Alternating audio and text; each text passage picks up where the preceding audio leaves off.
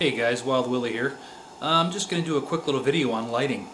As most preppers do, they have adequate lighting for long-term different solutions, battery, oil, kerosene, whatever else you might have, solar.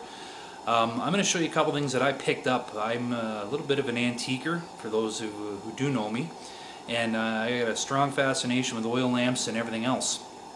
But I wanted something that was more mobile. I got oil lamps, that's great, they're good for the house, but if I had to get out of here in a hurry, or I had to carry something with me, so I'm going to show you a couple things I picked up for next to nothing. I'm going to recommend, especially the one item, because you can find them at any rural garage sale or any antique market for really cheap because they're so plentiful. But anyways, I'm going to go over a couple things, so I'll show you right now.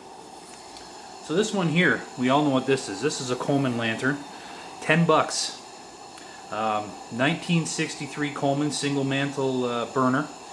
Had fuel in it. The guy said the fuel was in it from about 1970. Well, I lit it up and the damn thing ran. Not too good, but it did run. I changed the fuel out and now there's no sputtering at all. Didn't have to do a thing to it. Seals were still intact. 10 bucks. What's $18 for what? 3 liters of Coleman fuel? This thing will burn for a long time. Good investment. Now the second one I got, this here, is an old beacon lantern, made in Canada, Western Canada. I'll zoom in a little bit there for you. These things here, every farmer, this company was the General Steelware Company. They manufactured everything in Western Canada, from washboards to irons to everything else. They also did these beacon lanterns. Now from the late 1800s to the early to mid 1900s, these things were a staple in every farmer's barn. I guarantee you they had at least one, or any rural homestead. These things are like windproof and they're rainproof. You can pick these up in most antique shops for around the $20 mark, a little bit less depending on where you go, sometimes a little bit more if they're in better condition. This one was very rusted out, so all I did was I put that Trem-Clad high heat paint on it, repainted it, and that was it.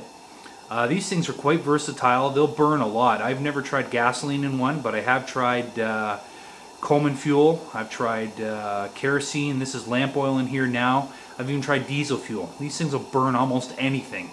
They're pretty indestructible. The glass is a high-tempered, thick glass. But like I said, you can pick these things up for around 20 bucks, and they are a value. You can drop them, and they're not too bad as long as you don't hit the glass. Like I said, they're 100% windproof, and they're rainproof also. That means they're very mobile. If you had to light this and carry this on your way, or carry it on your backpack on the outside, and you'd have no trouble just lifting it up, lighting the wick, and off you go.